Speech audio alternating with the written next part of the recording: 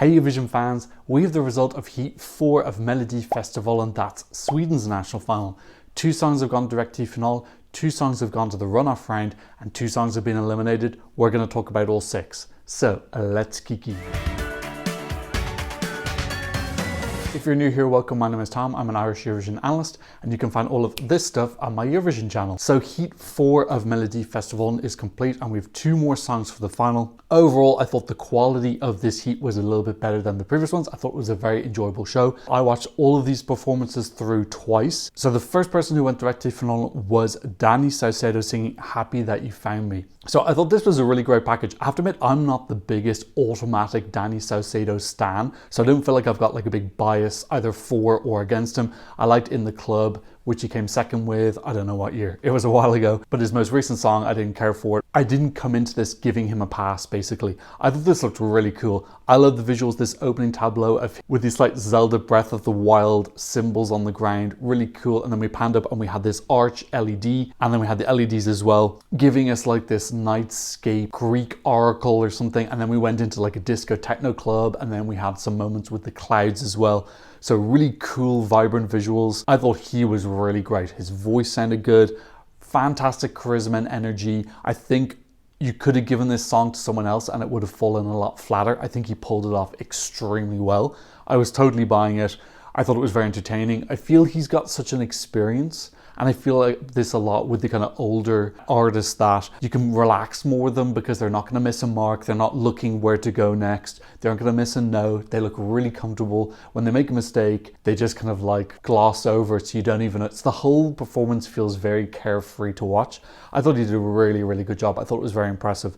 I have to admit, I was getting a couple of winner vibes from this. I would not be surprised if this won. I would also not be surprised if this came second. I feel like maybe there's a little bit of, is he going to be the bridesmaid again? Is it going to be him and Dotter battling for who's going to come second? We'll talk about that later. Yeah, like it would be nice if Danny, when he is someone who's entered the competition a lot. How many times in total has he entered? Okay, he's been Melodifestivalen 5 times. Okay, so he was part of a boy band in 2009 called EMD, where they came 3rd. And then In the Club was 2011 and he came 2nd. Oh God.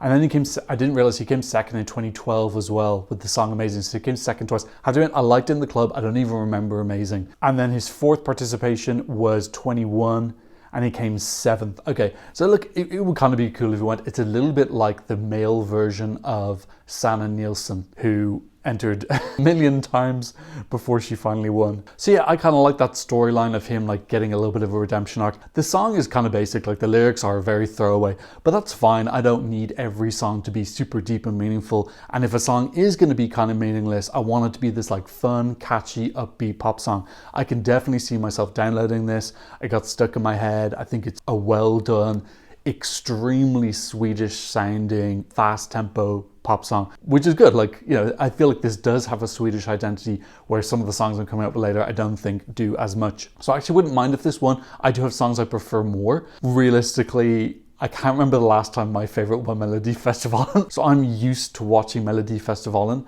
liking someone and them not winning. That's part of the Melodifestivalen experience for me. So I start looking at my 2nd, 3rd, 4th, 5th favorites and saying, okay, which of them is going to win? If he wins, I have no problem with it. I thought he was really great in the dancing parts because he didn't look like he had choreography. It looked like he was kind of ad-libbing, and he pulled it off. I liked his styling as well. He had these really cool trousers. I like the ending where we went back to this beautiful black LED ground with the symbols on the ground.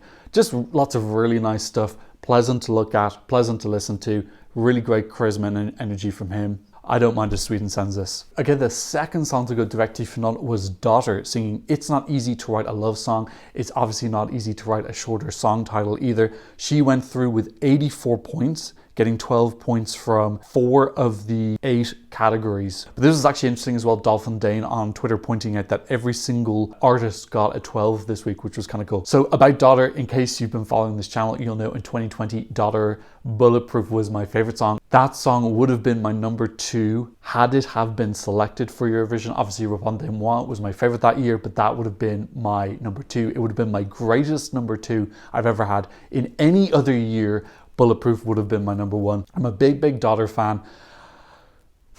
I don't know if this really massively works for me. It's not my least favorite Dotter song. I think I prefer this over Cry, but I definitely don't prefer it over Bulletproof or Little Tot. The song it's pretty, and I like the kind of swirling drama that it brings, but yeah, I don't know, I think it's a very vocally difficult song to sing. I believe that she was having some issues, she was sick or something, but I have to admit, I do not think of Dotter as a particularly strong vocalist. She's obviously very competent, but I don't think of her as someone like Lorraine, who is just really extremely talented singer and can sing very, very difficult things. I don't think of Dotter in the same way. I do think that she has limitations on her voice, and particularly the second verse, like I could barely hear her. Again, it might be because she's sick. We need to see what she looks like in the final. But even with Bulletproof, I felt like she had vocal limitations there as well. So, and she's writing these songs herself. She's writing them with her husband, Dino. So, you know, she's kind of setting herself up. It's not like she gets given a song that she can't sing. She's choosing to sing these notes. So her as a performer, she's really, really beautiful. The performance to me felt quite sexual. Like there was a lot of touching of her stomach. And I know that she's recently had a baby. She looks incredible. She's obviously put a lot of work in. I don't blame her for being like, hey, look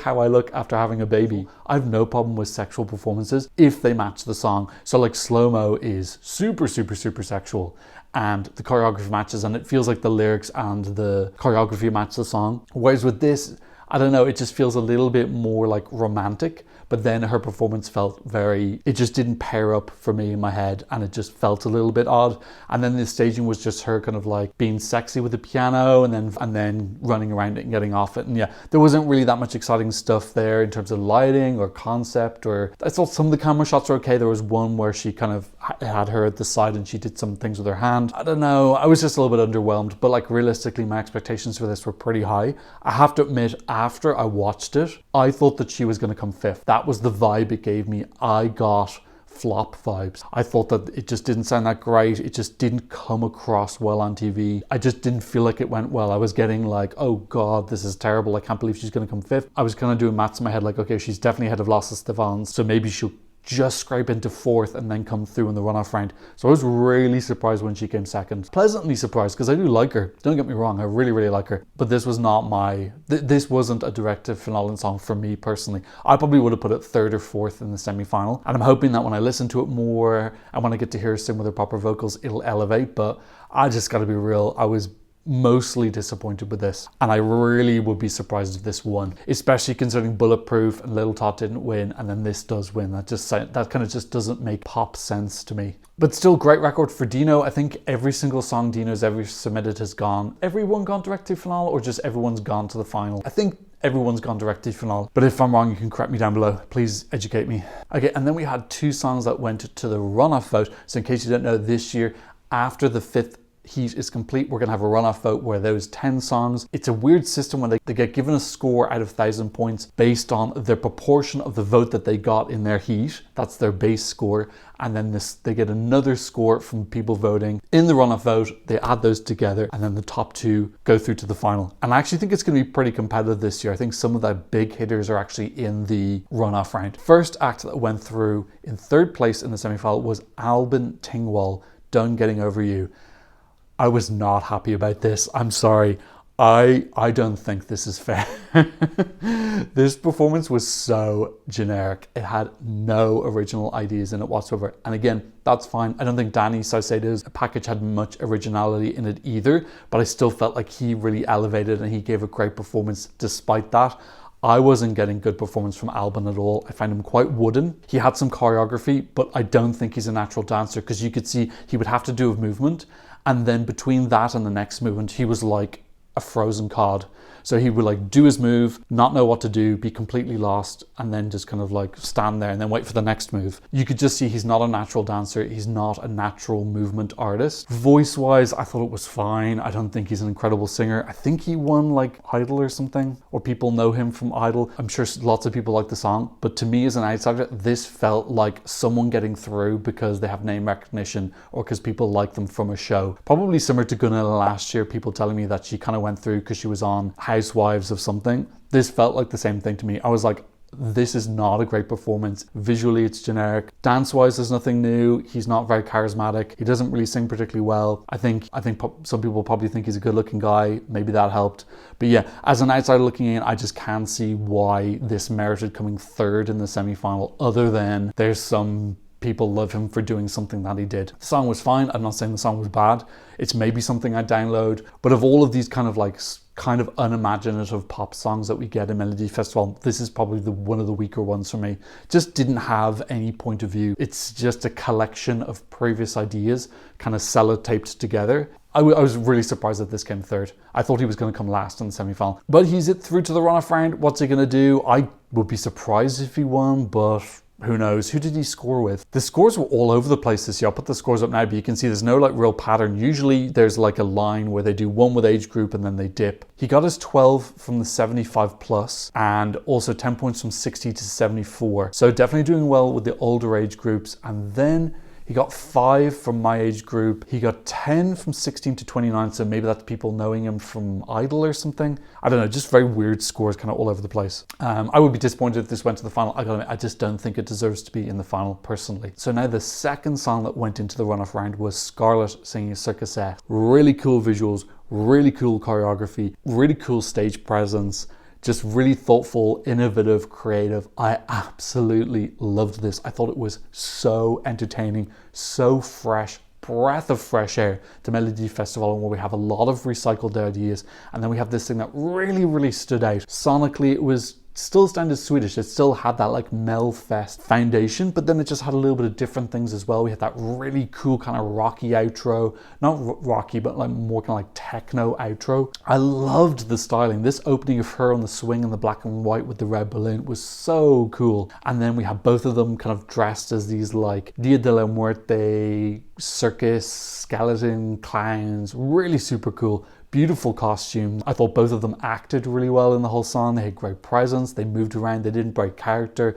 They interacted. The camera cuts were really cool. Some of these sharp camera cuts. I loved one bit where we got this quick flashing image and one of the witch doctor dancers was very close to the screen. Unfortunately, it was overexposed, so you couldn't see it too well. I'll put the picture up here. It didn't totally work. If the lighting had been a little bit less, it would have been really cool, shocking. Absolutely loved the backing dancers. So great. I complain about how bad the choreography is in Melodifestivalen is. I totally stand by that. This choreo was really different. They were giving us a mood. There were some new movements in it. I love the bit where the 4 dancers were there and they were kind of giving us these weird, crazy bird movements with their head. So brilliant. I felt totally transported, entertained. This was fantastic. Really, really, really great. The color palettes, the blacks and the whites in the background, these red spirals, horror movies. I absolutely, this is clearly my winner of the semi-final, 100%.